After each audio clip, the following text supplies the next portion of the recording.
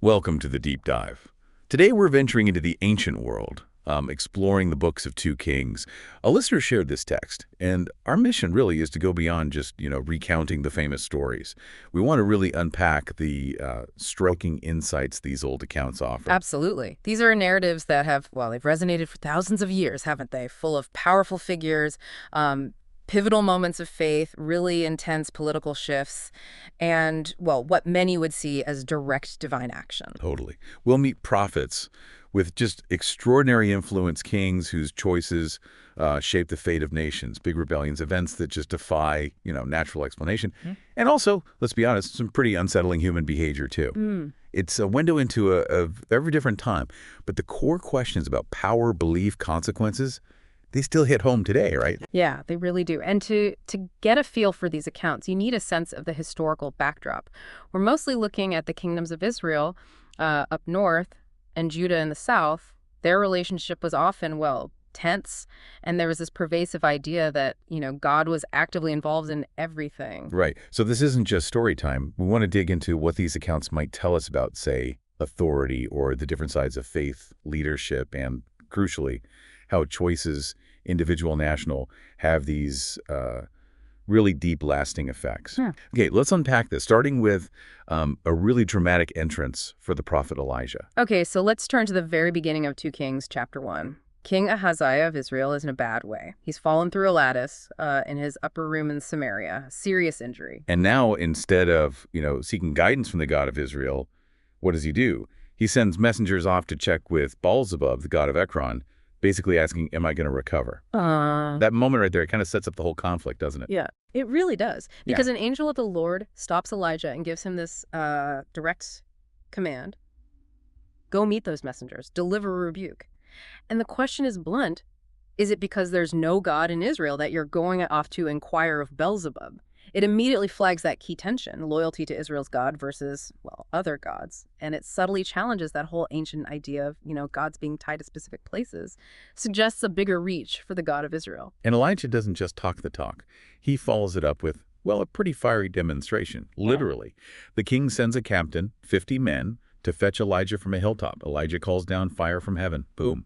They're gone. Yeah, a really stark display of what was seen as divine power backing the prophet, but the king doesn't learn. He sends another captain, 50 more men. This one's even more demanding. Same result, fire from heaven. It's a pretty clear warning about defying the prophet and, by extension, his God. But then the third captain comes along with his 50. And this guy, he gets it. He approaches humbly, falls on his knees, pleads for his life, his men's lives. And that change in attitude, that humility, it makes all the difference. Exactly. The angel tells Elijah, go with him, don't be afraid. So Elijah goes down, delivers the same message straight to King Ahaziah. Because you consulted Beelzebub, you won't recover. And just like Elijah said, Ahaziah dies. The main takeaway here is the absolute sovereignty, as it's presented, of the God of Israel and, the serious consequences of turning away. Okay, so from that explosive start, we shift to something maybe more poignant in 2 Kings chapter 2. The passing of the prophetic torch, you could say, from Elijah to Elisha. Feels like a big moment. Oh, huge. Elijah knows his time is near. He tries to get Elisha to stay behind, first at Gilgal, then Bethel, then Jericho, as he heads towards the Jordan River. But Elisha is just, well, stubborn in the best way. He keeps saying, as the Lord lives and as your soul lives, I will not leave you. It really shows his deep loyalty to Elijah and the whole calling. And it's interesting, in each of these places, these groups called the Sons of the Prophets, they seem to know what's coming. They ask Elisha, do you know the Lord's taking your master today? These sons of the prophets were probably like communities linked to the prophetic tradition, maybe learning from guys like Elijah. Right. And Elisha knows, but he just tells them basically, yeah, I know, keep quiet. He's determined. Then comes the crossing of the Jordan. Elijah takes his mantle, his cloak, rolls it up, hits the water. And it parts, lets them cross on dry land. Wow, that really echoes the parting of the Red Sea, doesn't it? Suggests that same kind of divine power. It definitely evokes that. Yeah. Once across, Elijah says, okay, ask me for one last thing before I go. And Elisha's request is bold. He asks for a double portion of Elijah's spirit. What do you think that means? He wants to be twice as powerful. Yeah, it's a big ask. It sounds like he doesn't just want to continue Elijah's work, but maybe even, have a greater impact or authority. Elijah calls it a hard thing, but he says, okay, if you see me when I'm taken, you'll get it. And then, just like that, Chariots of fire, horses of fire. They appear, split the two men apart, and Elijah is swept up to heaven in a whirlwind. It's got to be one of the most, visually stunning scenes in the whole Old Testament. Absolutely. And Elisha sees it all. He cries out, my father, the chariot of Israel and its horsemen," which isn't just, sadness about losing his mentor. It's recognizing Elijah was like a spiritual defense force for the nation. And the mantle, it falls from Elijah. Elisha picks it up, goes back to the Jordan, strikes the water with it, asks, "Where is the Lord God of Elijah?" And the waters part again. That's his first miracle, right? Clear proof the Spirit is now on him. Yep. The sons of the prophets back in Jericho see this. They recognize it. They bow down to him. But interestingly, they still kind of struggle with the whole ascension thing. They insist on sending 50 guys out to look for Elijah, maybe thinking the Spirit just, dropped him somewhere remote. Elisha's like, "No, don't bother." But they keep pushing, so he lets them.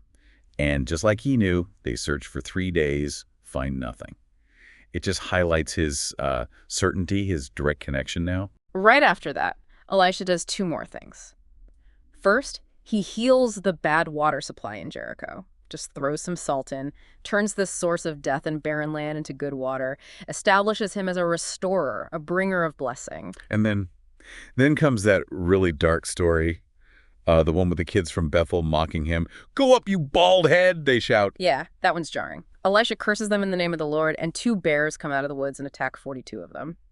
It's a stark reminder of how seriously disrespecting a prophet was taken, apparently, and how swift divine judgment was sometimes believed to be. Yeah. How would people back then have even understood that story? It's shocking, yeah. Definitely raises tough questions about justice and prophetic authority back then. Okay, moving on. Chapter 3, Elisha gets involved in, military stuff. Yes. King Jehoram of Israel, he's, not great in the Lord's eyes, but he did at least get rid of that pillar of Baal his father Ahab had made. So Moab rebels against Israel. Jehoram gets an alliance going with Jehoshaphat, the king of Judah, and also the king of Edom. Right, makes sense. A rebellion like that would mess up trade routes and power balances. So this coalition marches against Moab, but they take this roundabout way through the wilderness of Edom. And, they run out of water. Disaster. No water for the armies, the animals, things look bad. Very bad. King Jehoram is despairing, basically saying, the Lord just brought us out here to let Moab defeat us. But Jehoshaphat, he's known for being more devout, right? He asks, "Isn't there a prophet of the Lord around here?" And someone points them to Elisha. Yep, identifies Elisha, who used to serve Elijah. Jehoshaphat sees him as a potential source of, divine help. So the 3 kings go to see Elisha. And Elisha's initial reaction to the king of Israel is pretty blunt, like, "What have I got to do with you? Go ask your father's prophets." Yeah. But out of respect for Jehoshaphat, he agrees to help. And here's that fascinating bit. Yeah. He asks for a musician, says, "Bring me a musician." Right, and as the musician plays, the hand of the Lord comes on Elisha, and he gives this prophecy. Tells him to dig trenches all over the valley. Promises water will fill them, enough for everyone, even though there's no sign of rain or wind. And he says they'll defeat Moab. And just like he said, the next morning, water comes flowing from Edom, fills the whole area, a miraculous rescue from a desperate situation. But here's the twist. The Moabites see the water glinting in the morning sun, and they think it's blood. They assume the allies fought each other. Exactly. So they charge in totally unprepared and get routed by the Israelites and their allies. Victory is total. And the allies then go on this destructive rampage through Moab, wrecking cities, cutting down trees, blocking wells, ruining farmland. It's a brutal picture of ancient warfare. And the chapter ends with this really desperate act. The king of Moab sacrifices his own eldest son as a burnt offering on the city wall. This causes great indignation against Israel. The text is a bit vague on what that means exactly, but the Allied forces pull back and go home. It really makes you think about the psychological impact of stuff like that back then. So divine help, not just for survival, but also turning the tide of battle. Okay, shifting gears to chapter 4, we get a series of more personal miracles from Elisha. Life-affirming stuff. Yes, definitely.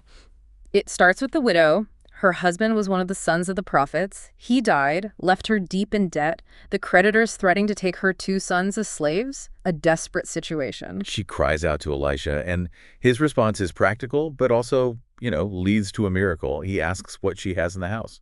Just a small jar of oil, she says. nothing else. So Elisha tells her, go borrow empty jars, lots of them, from all your neighbors. Then go inside, shut the door, and start pouring your oil into all those jars. And incredibly, the oil just keeps flowing and flowing until every single borrowed jar is full. What does that say about maybe finding help in unexpected places? It's a powerful image, isn't it? Abundance from almost nothing. Divine help, allowing her to sell the oil, pay the debt, keep her kids. Then there's the story of the Shunammite woman. She's generous, recognizes Elisha as a holy man of God. She and her husband provide him with regular hospitality, even build in his own room. Yeah, and this kindness leads to something amazing. Elisha wants to repay her, finds out she doesn't have a son, and her husband's old, so Elisha makes this incredible promise. About this time next year, you will hold a son in your arms. And it happens exactly like he said. She has a son. But then, tragically, years later, the boy gets sick suddenly while out in the field, and he dies. The mother's reaction is just pure determination. Doesn't even tell her husband the boy's dead, lays him out on Elisha's bed, and takes off immediately to find the prophet on Mount Carmel. That urgency and how she confronts Elisha, did I ask for a son? Didn't I say don't deceive me? It shows how much she trusted him, right? Absolutely. Elisha sends his servant Gehazi ahead with his staff, tells him to lay it on the boy's face, but nothing happens, which suggests, the power wasn't in the staff itself. Right, it was Elisha's connection. So Elisha goes himself, goes into the room, shuts the door, prays. And then he does this extraordinary thing. Lies on the child, mouth to mouth, eyes to eyes, hands to hands. That physical contact seems key. It does. And after doing this, the child sneezes 7 times and opens his eyes. He's back, fully restored to his overjoyed mother.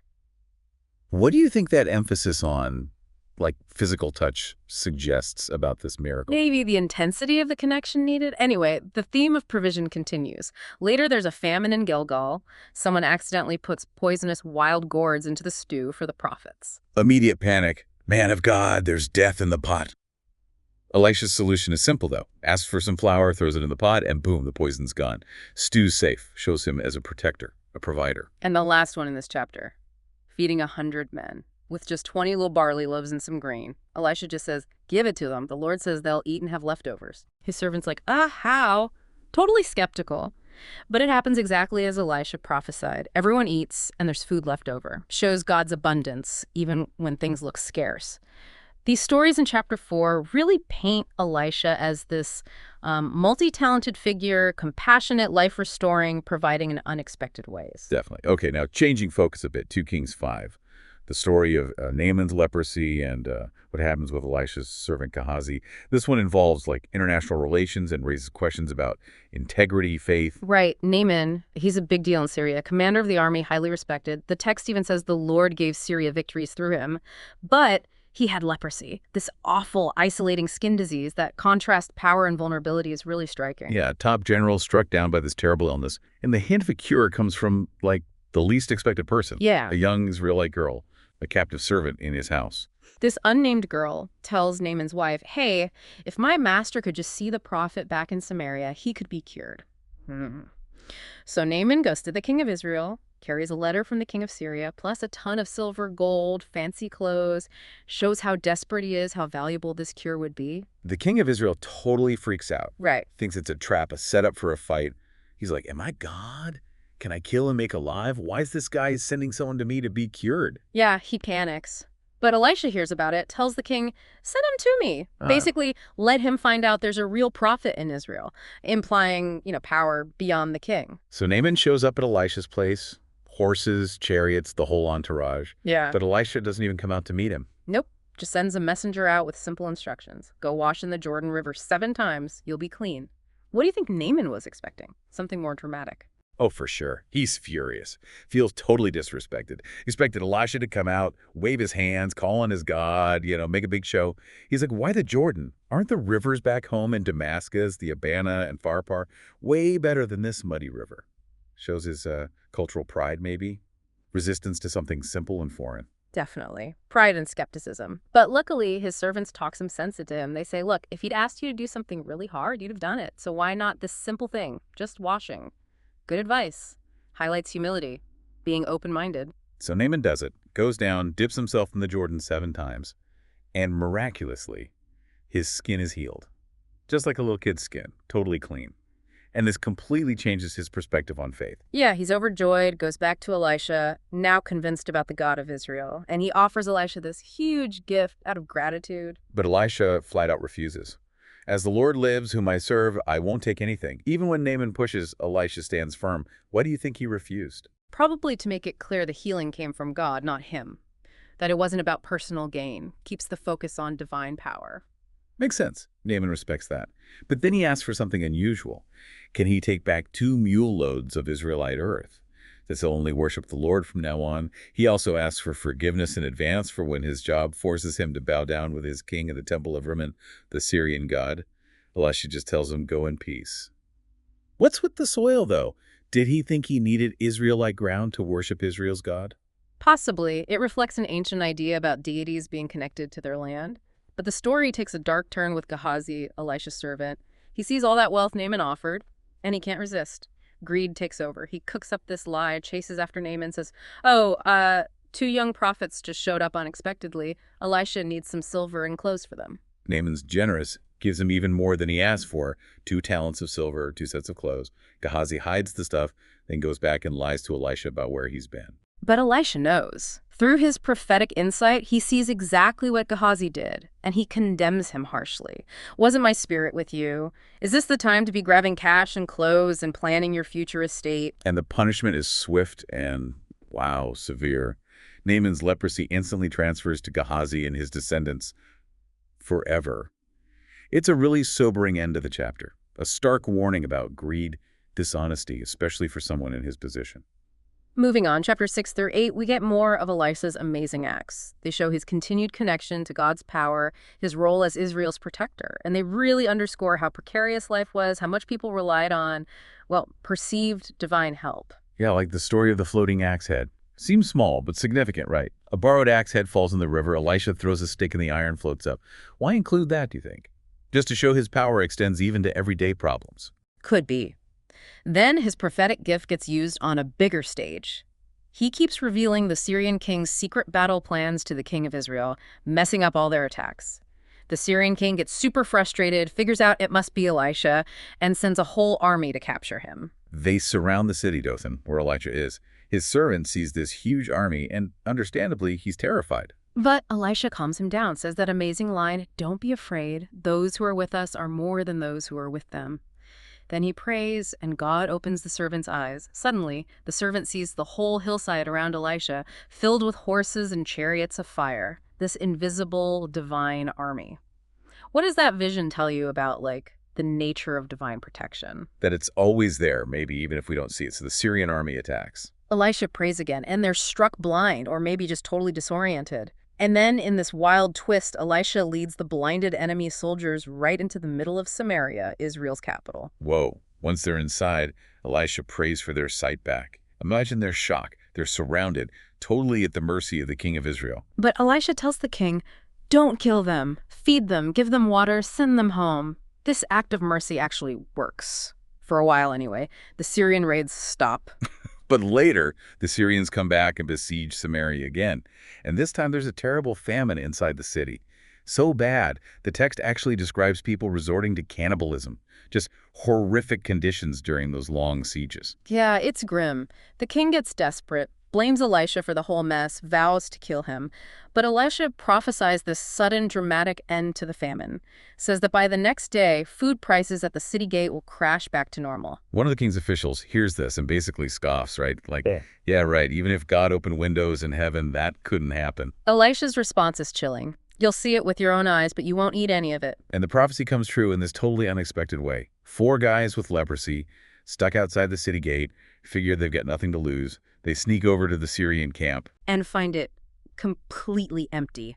The Lord had made the Syrians hear sounds like a massive army approaching. So they panicked and fled, leaving everything behind: food, animals, supplies, everything.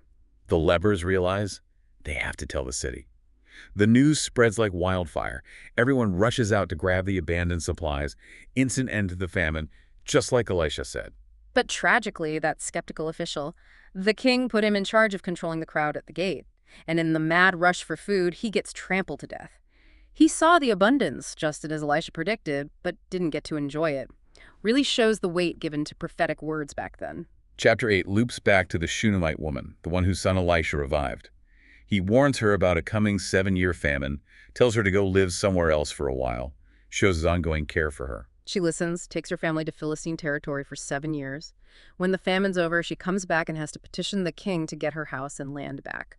And it just so happens the king is talking to Gehazi, Elisha's ex-servant, now leprous, asking him about all of Elisha's big miracles. Talk about timing. Exactly. Just as Gehazi is telling the story about raising the Shunammite woman's son, she herself walks in to make her case to the king. Gehazi's like, yep, that's her, that's the woman, and that's the son Elisha brought back to life. The king is impressed, sees it as, like, divine favor, orders all her property restored, plus all the income she lost while she was away. A testament to Elisha's lasting impact. The chapter ends with Elisha in Damascus. King Ben-Hadad of Syria is sick. He sends his official, Hazael, with this huge gift to ask Elisha if he'll recover. Trying to bribe the prophet, maybe? Elisha's answer to Hazael is kind of tricky. He says, go tell the king you'll definitely recover. But then he tells Hazael privately, actually, the Lord showed me he's going to die. Distinguishing between maybe the illness itself and what's really going to happen. Yeah, it's ambiguous. Then Elisha stares intensely at Hazael until Hazael gets uncomfortable and Elisha starts weeping. Hazael asks why. Elisha spells out the horrific things Hazael himself will do to Israel once he becomes king of Syria. A terrible prophecy of future suffering. Hazael's like, me. I'm just a dog. How could I do such things? Yeah. But Elisha just says, the Lord has shown me you will be king over Syria. Like, it's inevitable. And sure enough, Hazael goes back, lies to Ben-Hadad, tells him he'll recover. Then the very next day, Hazael murders the king, smothers him with a wet cloth, and takes the throne, exactly as Elisha foresaw. Sets the stage for more conflict for Israel. That mix of personal miracles and big political events is just constant, isn't it? Okay, let's dive into the really dramatic stuff in chapters 9 and 10. Jehu's anointing and the violent downfall of Ahab's dynasty. Right. Elisha gets divine instructions, apparently, sends a young prophet on this secret mission. Go find Jehu, an army commander at Ramoth-Gilead, take him into a private room, pour oil on his head, anoint him king, and tell him the Lord wants him to wipe out the house of Ahab, avenge the prophets Jezebel killed. It's a swift, decisive command. And the young prophet does it just like that.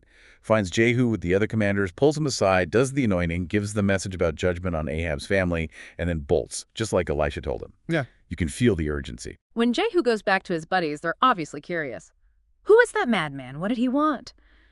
Jehu tries to brush it off, but they press him, so he tells them, that guy just anointed me king. How do the commanders react? Instant support. Instantly. Yeah. They rip off their cloaks, spread them on the steps under Jehu, blow the trumpets, and shout, Jehu is king. A full-blown military coup kicks off right then and there. Super fast. Jehu doesn't waste any time. He rides like mad towards Jezreel. King Joram of Israel is there, recovering from battle wounds, and King Ahaziah of Judah just happens to be visiting him. Talk about bad timing for them. A watchman sees Jehu's chariot coming, recognizes his furious driving style. Joram sends out messengers. Is it peace? Jehu basically tells them to fall in line behind him. Finally, Joram himself rides out. Is it peace, Jehu? Jehu's answer connects Joram's fate directly to his mother. What peace, as long as all the idolatry and witchcraft of your mother Jezebel flourish? Really lays bare the hatred for Ahab's legacy. It escalates fast. Jehu draws his bow, shoots Joram dead, then orders his body thrown onto the field that used to belong to Naboth, the guy Ahab and Jezebel had killed to get his vineyard, explicitly calling back that earlier judgment. Underscores that theme of divine justice. Absolutely. Ahaziah of Judah tries to flee, but Jehu hunts him down too. He's wounded, dies later in Megiddo. Then Jehu heads straight for Jezebel in Jezreel. And Jezebel, she goes down defiant, puts on her makeup, looks out the window, and taunts Jehu as he rides in, comparing him to another assassin king, proud right to the very end. Jehu shouts up, who's on my side? A couple of eunuchs look out. Throw her down, he orders. And they do. She hits the ground, blood splatters everywhere. Jehu actually rides his chariot over her body. Just brutal power politics. Even after that, Jehu goes inside, eats and drinks, then says, okay, go bury her. She was a king's daughter. But when they go to get the body, only her skull, feet, and hands are left. The dogs got the rest, exactly as Elijah had prophesied years before. And the violence isn't over. Chapter 10, Jehu cleans house, sends letters to Samaria, basically daring the leaders there to defend Ahab's 70 sons. They know they can't win, so they submit. Then Jehu gives this horrifying order, send me the heads of Ahab's 70 sons. They do it. He piles the heads up at the city gate, a gruesome public statement. Ahab's line is finished. Don't mess with Jehu. He keeps going. Yeah. Kills 42 relatives of King Ahaziah of Judah who were on their way. Then he links up with this guy Jehonadab, known for his religious zeal, to help him wipe out Baal worship. It's a political alliance, too, probably. Yeah. Jehu pretends he's going to be a huge worshiper of Baal, even bigger than Ahab. Calls for this massive gathering of all Baal's prophets, priests, worshippers. Says he's holding a great sacrifice. It's all a trap. As soon as the offering is made, he signals his guards, go in, kill them all, don't let anyone escape. They slaughter everyone, then they storm the temple of Baal, smash the sacred pillars, tear the whole place down, and turn it into a public toilet, just utterly desecrate it. He effectively wipes out public Baal worship in Israel. Ruthless. But, the text points out, he didn't get rid of all the idolatry. He kept the golden calves Jeroboam had set up at Bethel and Dan. Why? Maybe political reasons, to keep the northern kingdom distinct from Judah. Quite possibly. Despite that compromise, though, the Lord acknowledges Jehu did his will regarding Ahab's house, promises his family will rule Israel for 4 generations. So Jehu's reign is this complex mix: divinely ordered judgment, ruthless violence, and incomplete religious reform.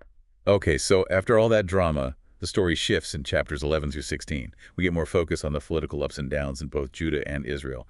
Lots of palace intrigue, changing alliances, and the growing shadow of Assyria in the background. Yeah, down in Judah, after King Ahaziah is killed by Jehu, his mother, Athaliah, does something shocking. She grabs the throne herself and orders all the other royals killed to secure her power. Utterly ruthless. But miraculously, the baby prince, Jehoash, is saved by his aunt Jehoshaphat, who is married to Jehoiada the high priest. She hides the baby in the temple for 6 whole years while Athaliah rules.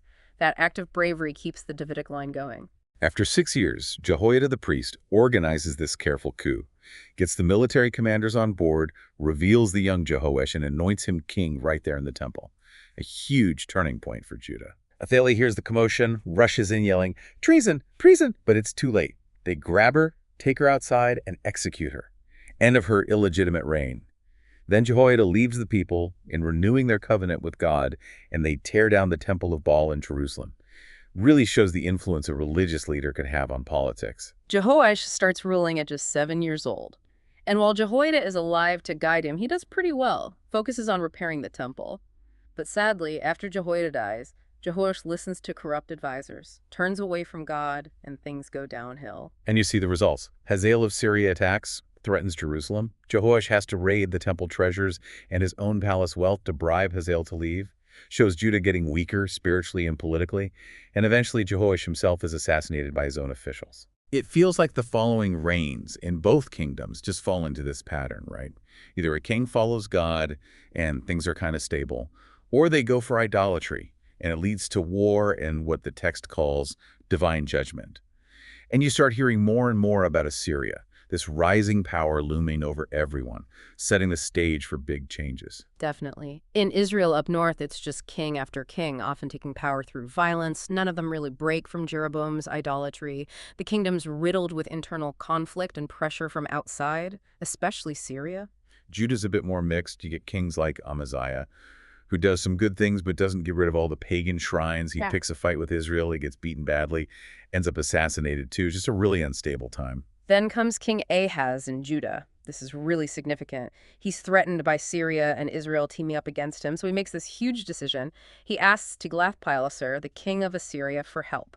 A major shift in foreign policy and religion, too. Yeah, because to get Assyria's help, Ahaz basically empties the temple treasury and the palace treasury to pay tribute.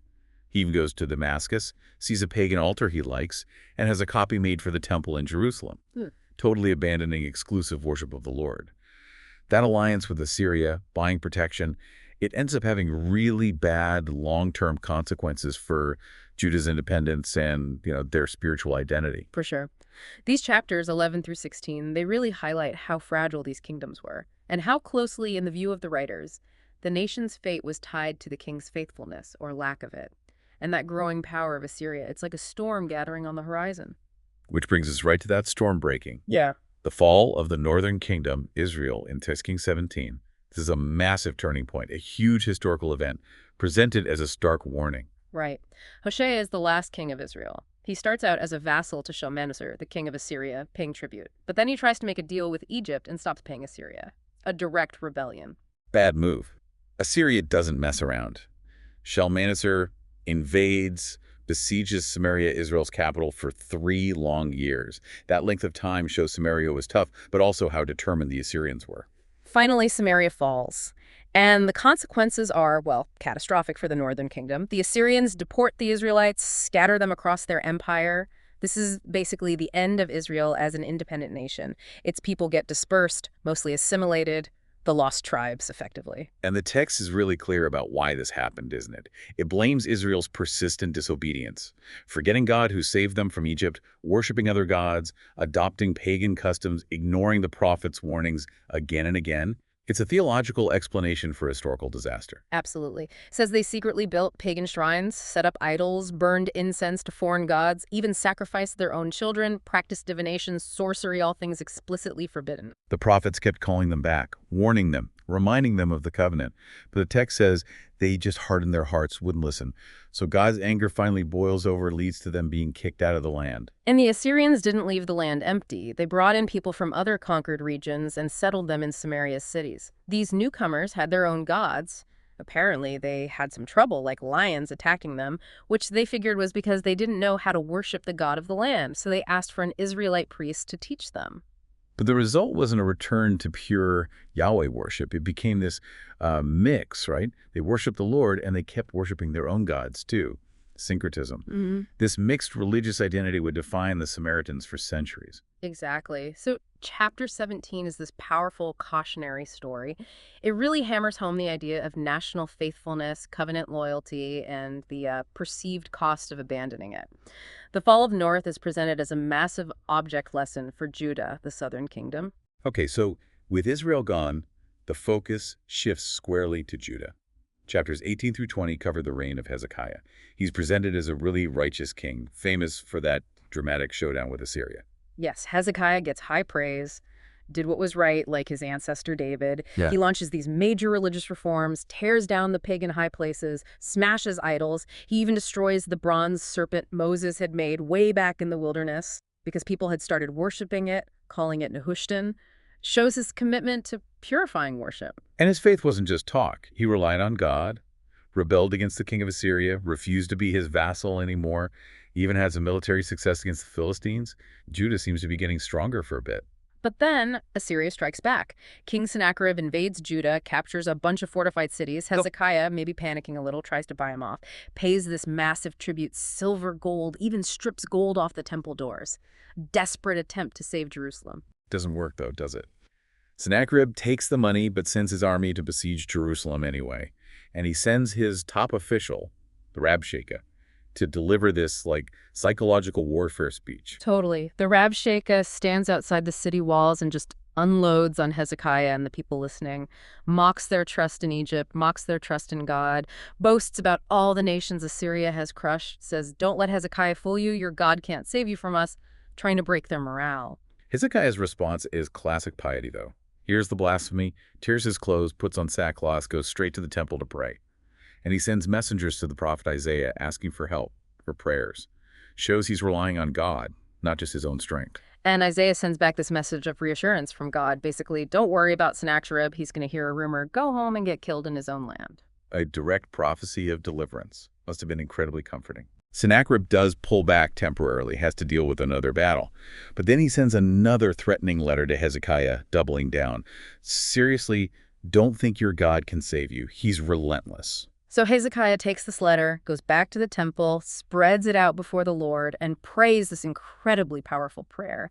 Acknowledges God's sovereignty over everyone, pleads for rescue, not just for Judah's sake, but so all nations will know that Yahweh alone is God. It's about God's reputation too. And God answers again through Isaiah. A powerful prophecy mocking Sennacherib's arrogance, promising protection for Jerusalem, reinforces that belief in divine intervention. And then comes the miracle. That very night, the text says, the angel of the Lord goes through the Assyrian camp and strikes down 185,000 soldiers. Just like that. 185,000. Sennacherib wakes up to devastation, has to limp back home to Nineveh in disgrace. And later, just as Isaiah predicted, he's assassinated by his own sons while worshiping his God. How do you think an event like that, this miraculous deliverance, would have shaped Judah's whole understanding of their relationship with God? It must have been profound. A massive confirmation of faith for those who believed. But the story continues. Hezekiah gets deathly ill. Isaiah initially tells him, "Get your affairs in order, you're going to die." But Hezekiah turns his face to the wall and prays intensely, weeping. And God hears him. Tells Isaiah, "Go back, tell him I've heard his prayer, I'll heal him, add 15 years to his life." Shows the power of prayer, divine mercy. And there's a sign, too, right, to prove it. The shadow on the sundial goes backward 10 steps. A pretty unmistakable sign. Absolutely. But the chapter ends on a less positive note, a bit of foreshadowing. Envoys come from Babylon, supposedly to congratulate Hezekiah on his recovery. And Hezekiah, maybe out of pride, maybe just poor judgment, gives them the grand tour. Shows them all the treasures in his palace, the temple, the armory. Basically reveals Judah's wealth and military assets. Isaiah finds out and confronts him. Says, "This was foolish. A time is coming when everything you just showed them, all your ancestors' treasures, will be carried off to Babylon. Even some of your own descendants will end up as eunuchs serving the Babylonian king." A direct prophecy of the future exile. Yeah. And Hezekiah's reaction is a bit complacent, maybe. He accepts God's word, but seems relieved it won't happen in his lifetime. At least there will be peace and security in my day. Kind of short-sighted, perhaps, given his earlier piety. Sets a bit of an ominous tone for what comes next. Right. Which leads us into chapters 21 to 23 and talk about contrasts. We go from Hezekiah to his son Manasseh, who's depicted as maybe the worst king Judah ever had, and then later to Josiah, one of the best, extremes of wickedness and righteousness. Manasseh's reign is shockingly long, 55 years, and he systematically undoes all his father Hezekiah's reforms, rebuilds the pagan high places, sets up altars for Baal, makes an Asherah pole, worships stars and planets, a total reversal. And he doesn't just do it out in the countryside. He desecrates the temple itself, builds pagan altars right inside the temple courtyards, practices child sacrifice, consults mediums, spiritists. The text says he did more evil than the nations God had driven out before Israel, just provoked God's intense anger. Yeah, the prophets condemn him in the strongest terms. Say because of Manasseh, God's bringing disaster on Jerusalem and Judah, wiping them clean like wiping a dish, using the destruction of Samaria and Ahab's family as the benchmark for how bad it will be. Manasseh's also blamed for shedding massive amounts of innocent blood. Just a terrible legacy. After Manasseh, his son Amon takes over, keeps up the wickedness, but he only lasts 2 years before his own officials assassinate him. Shows how unstable things were. But then the people of the land, the general population maybe, they rise up, kill the assassins, and put Amon's son Josiah on the throne, and Josiah is only 8 years old. But he turns out to be completely different. Totally different. A genuinely righteous king follows David's example, and he launches this huge religious reform. When he's about 26, they're repairing the temple, and Hilkiah the priest finds the scroll, the Book of the Law. It had been lost, apparently, for generations. This discovery changes everything. When the scroll is read to Josiah, he tears his robes. He's horrified, realizes just how far Judah has strayed from God's commands. He immediately sends officials to Huldah, a prophetess, to ask what this means, what God's will is. Shows his immediate desire to get right with God. Huldah confirms, yes, judgment is coming on Judah because of all the idolatry. The curses in the book will come true. But she has a personal message for Josiah. Right, because Josiah humbled himself, because his heart was responsive, God says he'll die in peace before the disaster hits. He won't have to see it. A small comfort, maybe, amidst the coming doom. So Josiah gathers everyone, elders, priests, all the people, reads the entire book of the covenant to them. Then he leads them in renewing the covenant, promising to follow God's laws wholeheartedly. A national recommitment. And his reforms that follow are sweeping. Cleanses the temple of all pagan objects, burns them outside the city, tears down high places all over Judah, even up into the former territory of Israel, gets rid of idolatrous priests, smashes idols, cuts down Asherah poles. He even defiles Topheth, the place where they sacrificed children to Moloch, to stop that horrific practice. And he reinstitutes the Passover celebration on a scale not seen since the time of the judges. It's incredibly thorough. The text says there was no king like Josiah before or after him who turned to God so completely according to the whole law of Moses. High praise. But tragically, it seems the damage done by Manasseh was too deep. God's anger was still burning. The judgment couldn't be entirely stopped. Maybe a point of no return had been passed. And Josiah's reign ends suddenly, tragically. He intercepts Pharaoh Necho of Egypt, who's marching north to fight Assyria. Why Josiah got involved isn't totally clear, but he's killed in battle at Megiddo. His death is a huge blow, opens the door for Judah's final decline. That interplay of politics and, well, maybe divine timing Exactly. And that brings us to the final chapters, 24 and 25. The last grim years of Judah.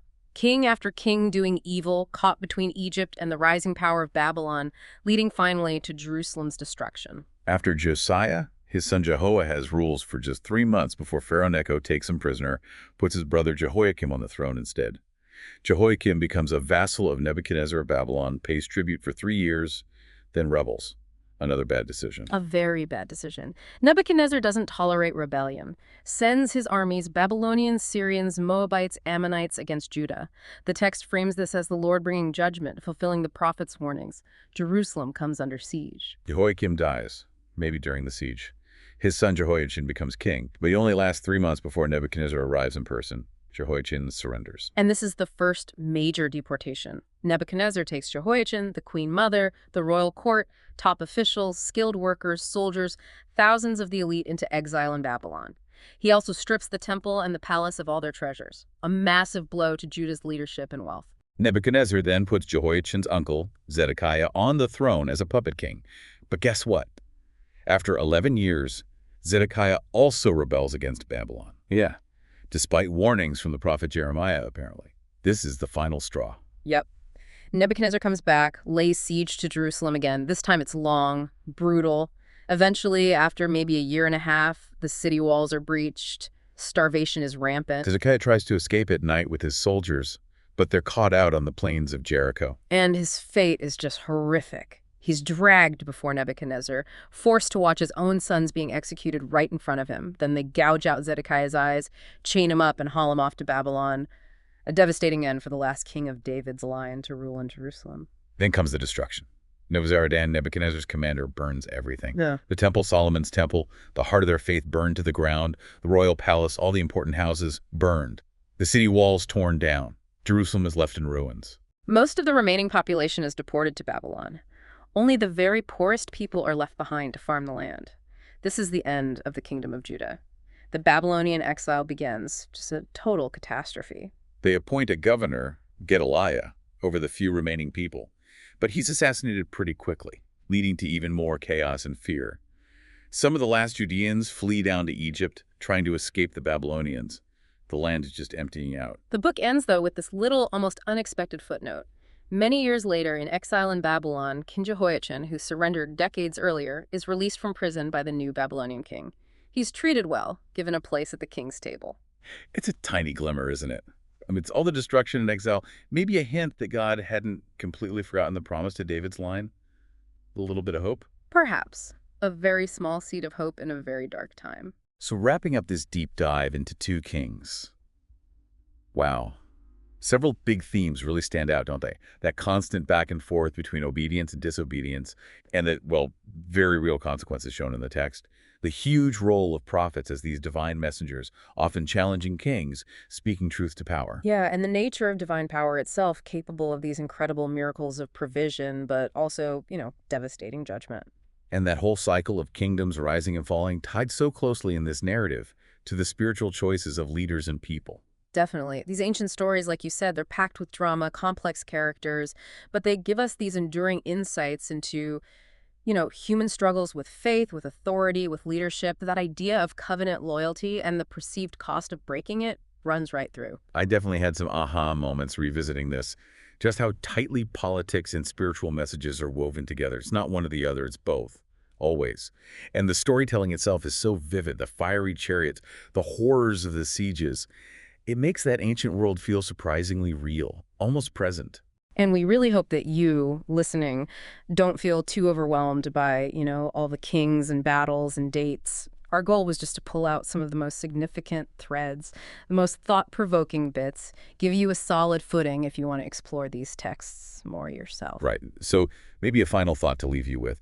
What does it really mean for a society, any society, to lose its foundational principles, whatever they might be? How do these ancient stories of Israel and Judah with their cycles of faith and failure, how do they maybe resonate with issues we grapple with today? Power, belief, justice, national identity. Something to chew on, maybe explore on your own. Thanks for joining us on this deep dive.